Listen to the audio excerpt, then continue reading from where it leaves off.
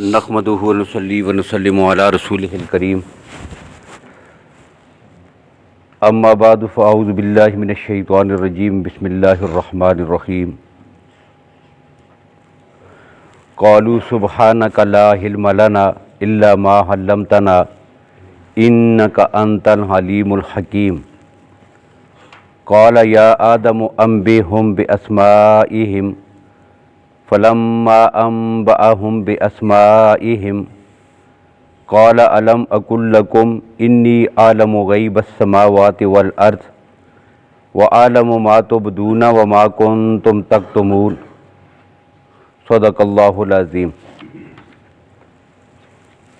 قالو کہا، فرشتوں نے کہا، سبحانک تو پاک ہے، لا علم لنا نہیں علم ہمیں، الا مگر اسی چیز کا، ما علمتنا جو تو نے ہمیں سکھا دی، انکا بے شک انت الحلیم الحکیم تو ہی جاننے والا حکمت والا ہے۔ قال فرمایا اللہ تعالیٰ نے، یا آدم اے آدم، انبئہم بتا ان کو، باسمائہم ان کے نام، فلما پس جب انبأہم بتا دیے ان کو ان کے نام، قال فرمایا اللہ تعالیٰ نے، علم کیا نہیں، استفہام کے لیے ہے، کیا لام نہیں، کیا نہیں، اقل لکم میں نے تمہیں کہا تھا، انی اعلم بے شک میں جانتا ہوں، غیب السماوات والارض آسمانوں اور زمین کی چھپی ہوئی چیزیں، واعلم اور میں جانتا ہوں، ما تبدون جس کو تم ظاہر کرتے ہو، وما کنتم تکتمون جس کو تم چھپاتے ہو۔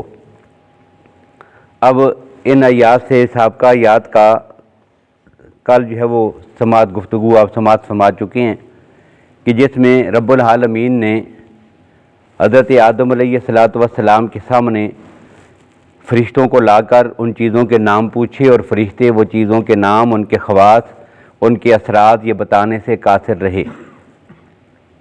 اب جب وہ نہ بتا سکے تو اس کے بعد رب العالمین نے، فرشتوں نے فوراً ایک جملہ کہا، کیا؟ سبحانک، یا اللہ تو پاک ہے۔ اب یہ جو لفظ سبحان ہے تو مفسرین نے لکھا ہے کہ یہ قرآن پاک میں اور دیگر موقعوں پر مختلف کاموں کے لیے استعمال ہوتا ہے۔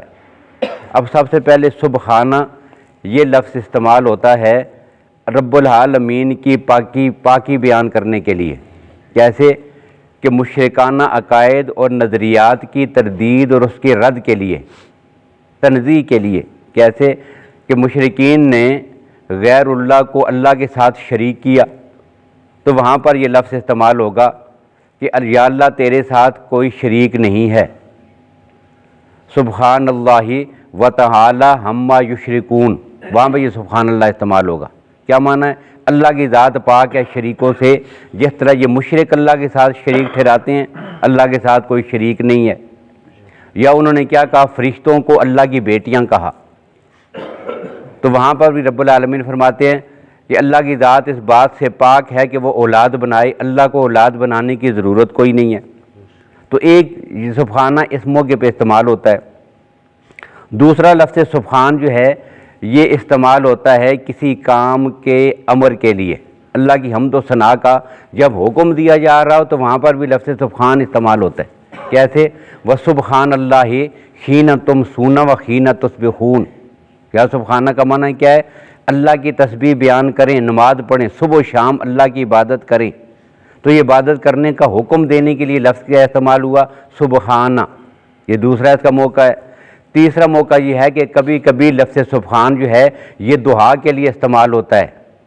وَآخِرُ دَعْوَاهُمْ سُبْحَانَكَ اللَّهُمَّ، یہ قرآن پاک میں یہ جملہ ان کا نقل کیا گیا ہے اہل جنت کا، تو یہ دعا کے لیے ہے۔ اور کبھی کبھی جو ہے وہ اکثر موقعوں پر بلکہ یہ لفظ استعمال ہوتا ہے کسی ایسے کام کے موقع پر کہ جو انتہائی تعجب خیز ہو، عجیب کوئی نئی بات سامنے آ جائے تو وہاں کیا کہتے ہیں؟ سبحان اللہ۔ جیسے سبحان الذی اسریٰ بعبدہ لیلا من المسجد الحرام، یہ بڑا تعجب خیز قسم کا ایک واقعہ تھا معراج مصطفیٰ صلی اللہ علیہ وسلم کا، تو جب اس کو ذکر کیا تو وہاں پر کیا ہے؟ سبحان الذی اسریٰ بعبدہ۔ مراد کیا ہے کہ جہاں پر رب العالمین کی قوت، ساری مخلوق کی قوت کی انتہا ہوتی ہے، وہاں سے رب العالمین کی قوت کا کیا ہوتا ہے؟ ابتدا اور آغاز ہوتا ہے۔ اب یہاں پر بھی کیا کہا؟ سبحانک، یا اللہ جہاں پر ساری مخلوقات کا علم ختم ہو جاتا ہے نا، وہاں سے تیرے علم کا آغاز ہوتا ہے۔ سبحانک، تو پاک ہے۔ لا علم لنا، ہمیں کچھ پتہ نہیں، الا ما علمتنا، مگر اتنا ہی جتنا تو نے ہمیں سکھا دیا ہے۔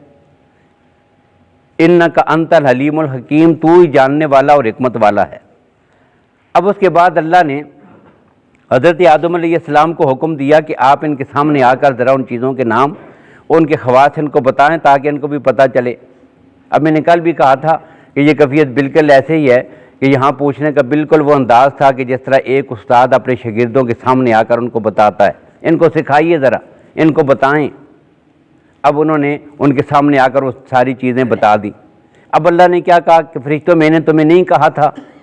اب کہاں پہ کہا تھا؟ تو اسی واقعے کے آغاز میں ایک جملہ ہے، انی اعلم ما لا تعلمون۔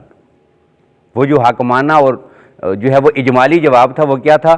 انی اعلم ما لا تعلمون، میرے فرشتے جو میں جانتا ہوں تم نہیں جانتے۔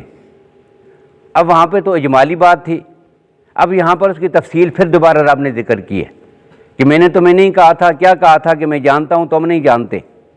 اب یہاں کی کیا وضاحت کی ہے؟ اب یہاں اللہ کہتے ہیں انی اعلم غیب السماوات والارض، کہ زمینوں اور آسمانوں کی چھپی ہوئی باتیں صرف میں جانتا ہوں، میرے سوا غیب جاننے والا کائنات میں کوئی نہیں ہے۔ سب کچھ جاننے والا کون؟ ما تسقط من ورقۃ الا یعلمھا، کہ کائنات میں کسی درخت سے کوئی بھی پتا جڑتا ہے، ما تسقط من ورقۃ الا یعلمھا ولا حبۃ فی ظلمات الارض، کہ زمین کے اندر تہوں میں چھپا ہوا بیج کا ایک دانہ، اس کو بھی جاننے والا رب العالمین ہے۔ ولا رطب ولا یابس الا فی کتاب مبین، کوئی تری میں، کوئی خشکی میں، کوئی چیز، کوئی ذرہ ایسا نہیں کہ جو رب العالمین کے علم سے پوشیدہ ہو۔ ان سب کو جاننے والی ذات صرف کس کی ہے؟ رب العالمین کی۔ اب یہاں پر اس بات کی وضاحت کر دی کھلے لفظوں میں کہ فرشتے بھی غیب دان نہیں ہوتے۔ اب مخلوقات میں سے ہمارے ہاں جب غیب کا مسئلہ آتا ہے تو وہاں پر عموماً دو قسم کی مخلوقات کے بارے میں عوام کا یہ تصور ہوتا ہے کہ جب بہت چھپی ہوئی کوئی بات ہو نا تو وہاں پر ہم کیا کہتے ہیں، وہ اس کے تو فرشتوں کو بھی پتہ نہیں ہے۔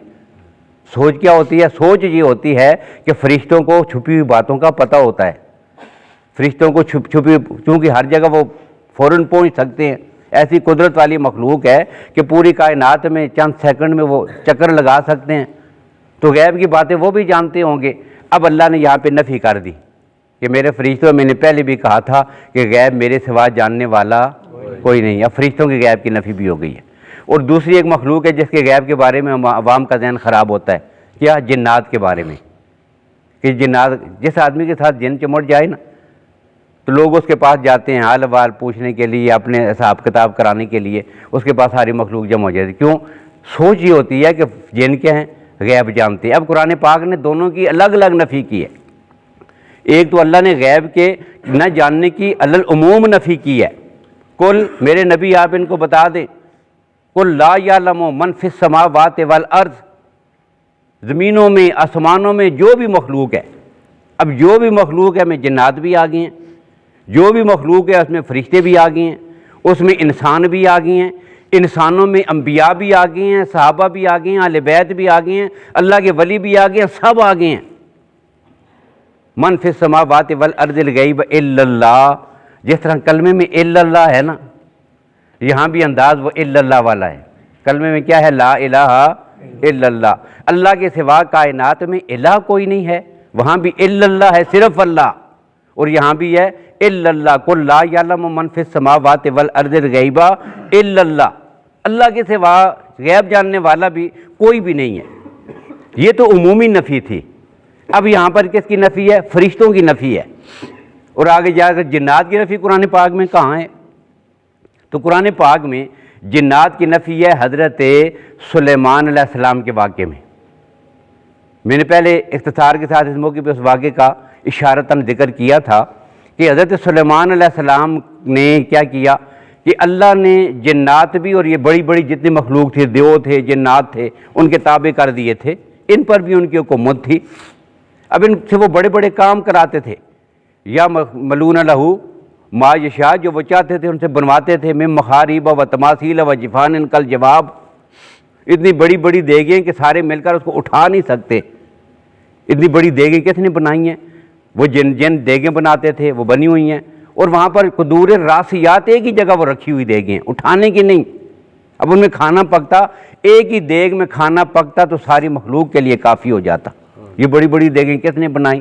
یہ ان جنہوں نے بنائی، بڑی بڑی بلڈنگیں بنائی، محلات بنائی، یہ سارے کام تعمیرات کے سلیمان علیہ السلام کن سے لیتے تھے؟ ان سے لیتے تھے۔ اب سلیمان علیہ السلام نے مسجد بنانے کے لیے ان کی ڈیوٹی لگا دی، یہ عالی شان ایک مسجد بنانی ہے، اور خود کیا کیا؟ خود ایک جو ہے وہ چھوٹا سا ایک کمرہ بنوایا شیشے کا، اس میں سے باہر سارا کچھ نظر آ رہا ہے، اور اس کے اندر کھڑے ہو کر اللہ کی عبادت کر رہی ہیں۔ اور شیشے کا اس وجہ سے بنایا تاکہ ساتھ دیکھتے رہیں کہ یہ بڑی جو ہے وہ سرکش قسم کی قوم ہے جنات کی، ان پہ نظر نہ ہو تو کام نہیں کرتے، تو سامنے نظر بھی آتے رہیں اور پتہ بھی لگے دیکھ رہی ہیں، تو نگرانی بھی کروں کام کی اور ساتھ عبادت بھی لگا رہا ہوں، وہاں کھڑے ہو کر مصلی پہ عبادت کر رہی ہیں۔ اب یہ کیا ہوا کہ اسی حالت میں کھڑے کھڑے ان کی وفات ہو گئی۔ قرآن پاک نے ذکر کیا ہے کہ کھڑے کھڑے حضرت سلیمان علیہ السلام کی عبادت کی حالت میں کھڑے ہیں اور وفات ہو گئی، اور وفات ہونے کے بعد جو ان کے پاس وہ آسا تھا نا، ان کی لاٹھی، بس ان کی ٹیک کے سہارے وہ اس طرح کھڑے رہ گئے ہیں، لیکن ان میں زندگی باقی نہ رہی، دنیاوی زندگی، حیات ختم ہو گئی، اب فوت ہو گئے۔ اب فوت ہونے کے بعد کیا وہ اسی طرح کتنے عرصے تک، کہ جب تک جنہوں نے اپنا کام نہیں مکمل کر لیا نا، یہ اللہ کی حکمت تھی کہ اگر آج یہ جنہوں کو پتہ چل گیا فوت ہو گئی ہیں تو یہ کام چھوڑ کے خبیث بھاگ جائیں گے، یہ کہیں گے شکر ہے جان چھوٹی ہے، یہ کام کب کریں گے؟ وہ ڈنڈے کے زور پہ جو کام کر رہے تھے، سلیمان علیہ السلام کی حکومت تھی، تو وہ یہ تو بھاگ جائیں گے، کام آدھے میں ہی رہ جائے گا، یہ کون کرے گا؟ اب اللہ کی حکمت یہ تھی کہ پتہ تب چلے کہ جب کام مکمل ہو۔ اب جیسے ہی کام مکمل ہوا نا، تو ساتھ ساتھ کیا ہوا؟ اللہ کی ذات کہتے ہیں فلما قضینا علی الموت، حضرت سلیمان علیہ السلام کی موت کا جب ہم نے فیصلہ کر لیا، اب اسی جگہ ان کی وفات ہو گئی۔ پھر کیا ہوا؟ ایک جو ہے جانور دابۃ الارض، ایک جو ہے وہ کیڑے نے آ کر ان کی لاٹھی کو کھانا شروع کر دیا، سیخ لگ گئی، وہ جو لاٹھی تھی نا جس کے سہارے پہ ٹیگ لگائی ہوئی تھی، اس کو سیخ لگ گئی۔ اب سیخ نے بھی اتنے ہی وقت میں کام مکمل کرنا ہے اللہ کی حکمت کے تحت کہ جتنے وقت میں جنہوں نے مسجد کا کام مکمل کرنا ہے۔ اب پھر کیا ہوا؟ وہ سیخ جب لگ گئی اور اس نے ڈنڈے کو کھا لیا، اور آخر کار فلما خر، اب ڈنڈا ٹوٹا نا، لاٹھی ٹوٹی، تو سلیمان علیہ السلام نیچے گر گئے، اپنے مصلی پر گر گئے۔ فلما خر تبینت الجن، اب جن دوڑ کے آئے، دیکھا وہ یہ تو کافی عرصہ ہو گیا ان کی وفات ہو گئی ہے۔ فلما خر تبینت الجن، اب یہاں پر جنہوں نے ایک جملہ کہا، اب جملہ انہوں نے کیا کہا؟ کہنے لگے اللو کانو، کاش، لو کاش، بڑے افسوس کی بات ہے، کاش کہ ایسا ہوتا، کیا؟ لو کانو یعلمون الغیب، ہم اگر غیب جانتے ہوتے نا، ما لبثوا فی عذاب مہین، اس عذاب میں ہم یوں ذلیل نہ ہوتے، کب کا کام چھوڑ کے بھاگ ہی ہوتے، کتنے عرصے سے ہم پتہ نہیں جو ہے وہ کام کر کے رول رہے ہیں، محنت مشقت میں تھک کے مارے پڑے ہیں، تو اگر ہم غیب جانتے ہوتے تو ایسا کبھی نہ ہوتا۔ تو قرآن نے کیا کہا کہ جن بھی غیب دان، نہ جن غیب دان ہوتے ہیں، نہ فرشتے غیب دان ہوتے ہیں، اور نہ اللہ کے ولی، نہ نبی، کوئی بھی غیب جاننے والی ذات۔ یہ غیب جاننا یہ خاصہ خداوندی ہے، اور خاصہ خداوندی کا معنی، خاصہ کس کو کہتے ہیں؟ یوجد فی ولا یوجد فی غیرہ، خاصہ اس کو کہتے ہیں کہ جو جس شخصیت کے بارے میں کہا جائے کہ یہ اس کا خاصہ ہے، وہ صرف اسی میں ہو، اس کے سوا کسی میں نہ ہو، اس کو کہتے ہیں خاصہ۔ تو جب کہا کہ خدا کا خاصہ ہے تو اس کا معنی کیا ہے کہ غیب جاننے والا صرف اللہ ہے، اللہ کے سوا غیب دان۔ اب اس کی ایک بہت بڑی ایک مثال، بہت ساری مثالیں ہیں، سینکڑوں کے حساب سے احادیث ہیں۔ نبی اکرم صلی اللہ علیہ وسلم کی سیرت طیبہ، صحابہ کرام رضی اللہ عنہم کہ جو اپنے زمانے کے مستند ولی ہیں، ان کے واقعات بے شمار ہیں کہ جن سے پتہ چلتا ہے کہ اللہ کے سوا غیب جاننے والا کوئی نہیں ہے۔ لیکن ایک واقعہ صرف یہاں پہ ذکر کر دوں، اور بھی نبی اکرم صلی اللہ علیہ وسلم غزوہ بنو مستلق سے واپس تشریف لا رہے تھے، اور اس سفر میں آپ کے ساتھ ازواج مطہرات میں سے سیدہ عائشہ صدیقہ رضی اللہ تعالیٰ عنہا تھی، یہ آپ کے ساتھ تھی۔ اب ایک جگہ پہ لشکر ٹھہرا، اب وہاں پہ آپ نے نماز پڑھی، کھانا کھایا، پورا لشکر وہاں ٹھہرا رہا، اور جب جو ہے وہ لشکر کے کوچ کرنے کا آپ نے حکم دیا کہ جی چلیں جی سوار ہو جائے، آگے چلتے ہیں، تو جب جو ہے وہ چلنے کا ارادہ کیا تو سیدہ عائشہ رضی اللہ عنہا فرماتی ہیں کہ اچانک میرا ہاتھ لگا میرے گلے پر، تو پتہ چلا کہ وہ گلے میں ایک ہار پڑا ہوا تھا، وہ کہیں گر گیا ہے، ہار گم ہو گیا ہے۔ اور یہ وہ موقع تھا کہ رب العالمین نے صحابہ کرام کو حکم دیا کہ ہار تلاش کریں۔ اب سب ہار تلاش کر رہے ہیں، اور ہار تلاش کرتے کرتے کسی کو ہار نہیں ملا، اور تھک کے سارے، دیر ہو گئی، نماز کو بھی تاخیر ہو رہی ہے، پاس جو پانی تھا وہ بھی ختم ہو گیا ہے، نہ پینے کے لیے ہے نہ وضو کے لیے۔ اب ٹھیک نماز کا جب وقت نکل رہا تھا تو صحابہ کرام نے آ کے رد کی یا رسول اللہ اب تو ہمارے پاس وضو کے لیے بھی پانی نہیں ہے، کیا کریں؟ اب اس موقع پہ تیمم کی وہ آیات نازل ہوئی ہیں، آیات آگے کہ اب تم نے کیا کرنا ہے، فَتَيَمَّمُوا صَعِيدًا طَيِّبًا۔ اور اسید ابن خضیر حاضر ہوئے تھے اور نبی اکرم صلی اللہ علیہ وسلم کے پاس، اور آ کر کہا تھا کہ یا رسول اللہ، اللہ نے خاندان آل ابو بکر، خاندان ابو بکر کی وجہ سے ایک کرم آج ہم پہ اور کر دیا ہے، اور فرمایا ما ہی باول برکتکم یا آل ابو بکرن، ابو بکر تمہارے گھرانے کی یہ پہلی برکتیں تو اسلام پر نہیں ہیں، آپ کی وجہ سے تو اللہ نے قدم قدم پر اسلام میں بڑے جو ہے وہ وسعتیں پیدا کی ہیں، تم تو بڑی برکت والے ہو اسلام کے لیے۔ تو یہ سیدہ عائشہ کا وہ موقع تھا، اب ہار پھر بھی نہیں ملا، تیمم کی آیات نازل ہو گئی۔ اب تھک ہار کے آخر کار کیا ہوا، اللہ کے نبی صلی اللہ علیہ وسلم نے فرمایا چلو نہیں ملتا تو چھوڑو، اب کون تلاش کر رہا ہے جی؟ اللہ کے نبی صلی اللہ علیہ وسلم خود بھی دیکھ رہے ہیں کہاں ہیں، ابو بکر بھی ہیں، عمر بھی ہیں، عثمان بھی ہیں، طلحہ بھی ہیں، علی المرتضیٰ رضی اللہ تعالیٰ عنہم سب ہیں، اور سارے تلاش کر رہے ہیں، نہیں مل رہا۔ اگر غیب کا انہیں پتہ ہوتا تو سیدھا جا کر اٹھانا لاتے، اور پھر تھا کہاں؟ یہ بات بڑی عجیب ہے۔ اللہ کے نبی نے فرمایا چھوڑو نہیں ملتا، آگے چلتے ہیں، بس نہیں گر گیا ہے کہیں۔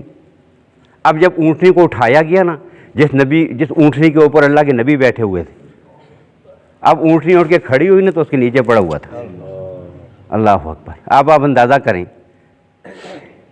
نبی اکرم صلی اللہ علیہ وسلم کی ذات گرامی جب اللہ نہ بتانے پہ آئے، یعقوب علیہ السلام کا بیٹا قریب والے کنویں میں پڑا ہوا ہے، والد رو رو کے اپنی آنکھوں کی بینائی ختم کر دیتے ہیں، کوئی پتہ نہیں، اور جب اللہ بتانے پہ آتے ہیں نا تو کنعان سے وہ قمیض چلتی ہے تو کہتے ہیں انی لاجد ریح یوسف لولا ان تفندون۔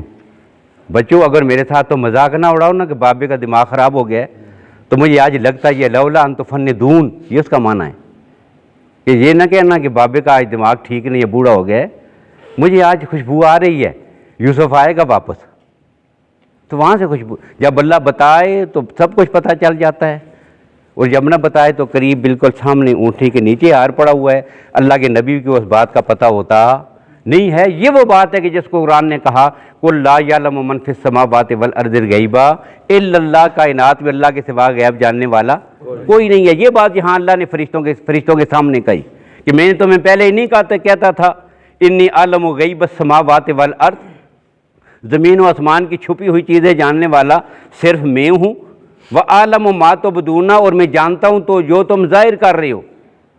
تم نے اپنی زبان سے جو جملہ کہا نا کہ یا اللہ آپ ایسی مخلوق کو پیدا کر رہی ہیں کہ جو زمین میں فساد کریں گے، خون ریزی کریں گے، یہ تو تم نے کیا کیا؟ ظاہر، یہ تم نے ظاہر کیا، میں اس کو بھی جانتا تھا، اور میں اس بات کو بھی جانتا تھا ما کنتم تکتمون، جو تم اندر چھپائے ہوئے تھے۔ اب یہ تو حلل عموم، یہ آیت جو ہے وہ قیامت تک آنے والی ساری مخلوق کے لیے ہے۔ کیا؟ اللہ جو ہم چھپاتے ہیں اللہ اس کو بھی جانتے ہیں، جسے ہم ظاہر کریں اللہ اس کو بھی جانتے ہیں۔ یہ چھپانا اور ظاہر کرنا یہ مخلوق کے اعتبار سے ہے، رب العالمین کی ہاں یہ سب کچھ برابر ہے، چھپانا بھی اور ظاہر کرنا بھی، اس سے کوئی چیز چھپی ہوئی نہیں ہے۔ لیکن یہاں پر اس واقعہ کی مناسبت سے مراد کیا ہے؟ تو یہاں پر فرشتوں نے دو چیزیں تھیں، ایک یہ کہ انہوں نے ظاہری طور پر ایک سوال اٹھایا تھا، کیا؟ یا اللہ ایسی مخلوق کو پیدا کر رہے ہو جو فساد کرے گا، یہ وہ مسئلہ تھا جو انہوں نے کیا کیا ہے؟ ظاہر کر دیا۔ لیکن اندر بھی ایک بات چھپائی ہوئی تھی. چھپائی ہوئی کیا تھی کہ انسانوں کو جو پیدا کیا جا رہا ہے اس کے پیچھے حکمت کیا ہے وہ پتہ کرنا چاہتے ہیں. یعنی گویا کہ وہ رب العالمین کی جو ذات ہے اس پر وہ اعتراض نہیں کر رہے، بلکہ اس کے پیچھے چھپی ہوئی حکمت جاننا چاہتے ہیں. یہ ان کے اندر کی بات تھی. اب اللہ کہتے ہیں وَأَعْلَمُ وَمَا كُنْتُمْ تَكْتُمُونَ، جو تم نے اندر بات چھپائی ہوئی تھی نا کہ حکمت کا پتہ چلے کہ انسان کے زمین پہ آباد ہونے کے بعد جو اس کے شر کے پہلو ہیں وہ تو سامنے ہیں، اب اس میں جو خیر کے پہلو ہیں وہ کیا ہیں؟ یا اللہ ہم وہ جاننا چاہتے ہیں. اللہ کہتے ہیں وہ بات تم نے ظاہر نہیں کی زبان سے، مجھے پھر بھی پتہ تھا کہ تمہارے اندر کی سوچ کیا ہے، اور اس سوچ کو پھر میں نے ایک امتحان کے ذریعے سب کے سامنے اجاگر کر دیا ہے. تو یہ وہ منظر تھا، اس کا اس نے ذکر کیا. اور پھر اگلی آیتوں میں وَإِذْ قُلْنَا لِلْمَلَائِكَةِ اسْجُدُوا لِآدَمَ، یہاں پر سجدہ کرنے کا حکم ہے. اس کی تفصیل انشاءاللہ کل کی گفتگو میں. اللہ تعالی ہمیں قرآن و سنت کو سمجھنے کی اور اس پہ عمل پیرا ہونے کی توفیق نصیب فرمائے.